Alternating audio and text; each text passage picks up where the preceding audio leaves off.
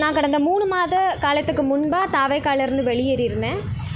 தாவேக்காலேருந்து வெளியேறின சமயத்திலிருந்தே தொடர்ந்து தாவேக்கா தொண்டர்கள் ஆகட்டும் ரொம்ப அஃபென்சிவான கமெண்ட்ஸ் தான் போட்டுட்ருக்காங்க. ஆபாசமாக சித்தரிக்கிறது, மார்ஃப் பண்ணுறது, தேவையில்லாத அவதூறுகளை பரப்புறது, இந்த மாதிரியான ஒரு செயல் தான் தொடர்ந்து நடந்துகிட்டே இருக்குது நான் வெளியேறின காலம் தொட்டே.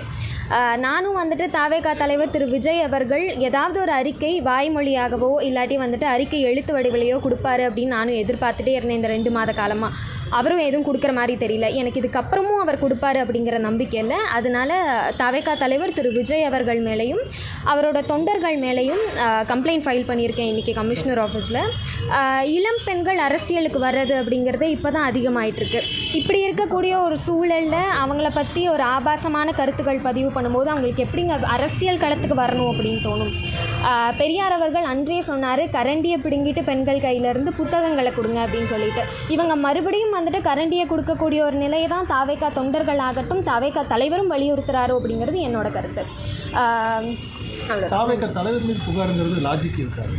எப்படிங்க லாஜிக் இல்லாமல் இருக்கும்? யாரெல்லாம் நடக்கும்போதே இப்படி பேசாதீங்க அப்படின்னு சொல்லி ஒரு பேட்டிகள் வாயிலாகவும் செய்தி ஸ்டேஷன்லேயே சொல்லிட்டாங்க. ஆன்லைனில் இந்த மாதிரி பண்ணுறாங்க அப்படிங்கும்போது அந்த கட்சி தலைவர் அவர் நிறைய இடங்களில் தனிப்பட்ட நபர்கள் ஒவ்வொருத்தங்களும் யார் தாவேக்காக்கு சப்போர்ட் பண்ணுறாங்களோ அவங்க எல்லாருமே எங்களோட விர்ச்சுவல் வாரியர்ஸ் தான் அப்படிங்கிறத தெளிவாக சொல்லியிருந்தார். அண்ட் நான் அவர் கட்சியிலேருந்து வெளியேறின காலம் தொட்டு நிறைய பெண்கள் ஐடியாலஜிக்கலாக நாங்கள் ஸ்டாண்ட் எடுக்கிறோம் அப்படிங்கிற பட்சத்துக்கு அவங்க ஆப்போசிட்லேருந்து நாகரிகமான ஒரு அரசியல் விவாதத்தை தான் நாங்கள் எதிர்பார்க்குறோம். ஆனால் அது இங்கே நடக்கிறதில்ல அப்படிங்கிறது தான் உண்மை. ஸோ அதை கண்டித்து அவர் விர்ச்சுவல் வாரியர்ஸ் மேலே அவர் ஏன் ஒரு அறிக்கை கூட வெளியிட மாட்டேங்கிறார் அப்படிங்கிறது எங்களோட கேள்வி. விளம்பரத்துக்காக வைசாலி இந்த மாதிரி பண்ணுறாங்கிற மாதிரி விளம்பரத்துக்காக நிச்சயமாக இல்லை. எங்கள் அரசியல் களத்தில் நேர்மையான நியாயமான விவாதங்களை எடுத்து வச்சா அது அட்டென்ஷன் சீக்கர் அப்படிங்கிறது இல்லை இல்லையா? இப்போது நீங்கள் உங்களை விமர்சனம் பண்ணுறீங்க. ஏன்னா பொதுவாகவே ஒவ்வொரு கட்சிக்காரங்க எதிர்கட்சிக்காரங்க விமர்சனம் பண்ணுறது சோசியல் மீடியாவில் இருக்குது.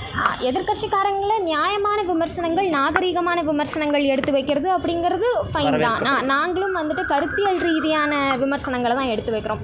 ஸோ நாங்கள் எடுத்து வைக்கும் போது அதுக்கு பதில் தெரியல அப்படிங்கிறதுக்காக நீங்கள் நாகரிகம் அல்லாத ஒரு கருத்துக்களை வெளியிடுறது அப்படிங்கிறது தவறான விஷயம் தானே. அரசியல் அப்படின்னாலே ஒரு நாகரிகத்தை பின்பற்றின ஒரு விவாதமாக இருக்கணும் அப்படிங்கிறது தான் எங்களோட கருத்து.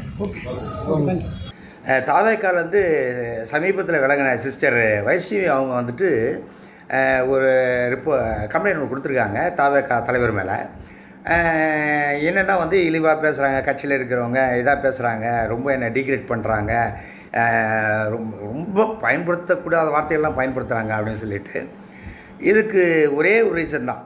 என்னென்னு கேட்டிங்கன்னா, இதில் தலைவர் ஒரு அறிக்கை விடணும் அப்படின்றத தாண்டி ஒரு கட்சியில் இருக்கோம், ஒரு புது கட்சி தொடங்கி இருக்குது, எந்தவித பாதிப்பும் எந்தவித அவமானமும் நம்ம கட்சிக்கோ தலைமைக்கோ தலைவருக்கோ வரக்கூடாதுன்றது பொறுப்பில் இருக்கிறவங்களுக்கு ரொம்ப முக்கியம். அப்படிப்பட்டவங்க இதை கொஞ்சம் கான்சன்ட்ரேட் பண்ணி இதை கொஞ்சம் முடிக்க பார்க்கணும். ஏன்னா பெண்கள் வந்துட்டு அரசியலுக்கு வருவது என்பது எல்லாருமே இப்போ வர்றாங்க, நிறையா பேர் வர்றாங்க. அவங்கள இழிவுபடுத்துறதுனால ஜனநாயக அரசியலில் பெண்கள் உள்ளே வர்றதுக்கு ரொம்ப குறைவாயிடும். அதை நீங்கள் பண்ணக்கூடாது. அதை தாண்டி இன்னொரு விஷயம் நான் சொல்கிறேன். இன்றைக்கி பெண்கள் பார்த்திங்கன்னா நிறைய பேர் அரசியலில் இப்போவும் பயணிச்சுக்கிட்டு இருக்கிறத நீங்கள் பார்ப்பீங்க. ஏற்கனவே இருந்தவங்க இப்போ பயணிச்சுட்டு இருக்கிறவங்க குறிப்பாக சொல்லணும்னா அஞ்சலி அம்மாள், அதுக்கப்புறம் வந்து மம்தா பானர்ஜி மேம், அதுக்கப்புறம் கனிமொழி மேம், ஜெயலலிதா மேம், இந்த மாதிரி நிறைய அந்த மாயாவதி மேம், இவங்களாம் இன்னும் பயணிச்சுட்டே இருக்காங்க. நீங்கள் இது பண்ணுறதுனால பெண்களுடைய இது வந்து அரசியலில் ரொம்ப குறைஞ்சிரும். அது நல்லதுக்கும் இல்லைன்னு நினைக்கிறேன் நான். சம உரிமைன்னும் போது அவங்களுக்கும் அந்த உரிமை இருக்குது, பேசுகிறாங்க. அதனால் மறுபடியும் கடைசியாக நான் சொல்லிக்கிறது, ஒரு கட்சியில் இருக்கோம், ஒரு பொறுப்பில் இருக்கோம் அப்படின்னால், இல்லை வந்துட்டு நம்ம வந்துட்டு ஒரு தொண்டனாக இருக்கோம் அப்படின்னா கூட கட்சிக்கும் தலைமைக்கும் தலைவருக்கும் என்றைக்குமே தலைவலியாக நம்ம இருந்து விடக்கூடாது. இதுதான் என்னுடைய கடைசி பாயிண்ட்டு. மறுபடியும் சிஎம் அவர்கள் விரைவில் குணமாய் வரணும்னு என்னுடைய வேண்டுதல்.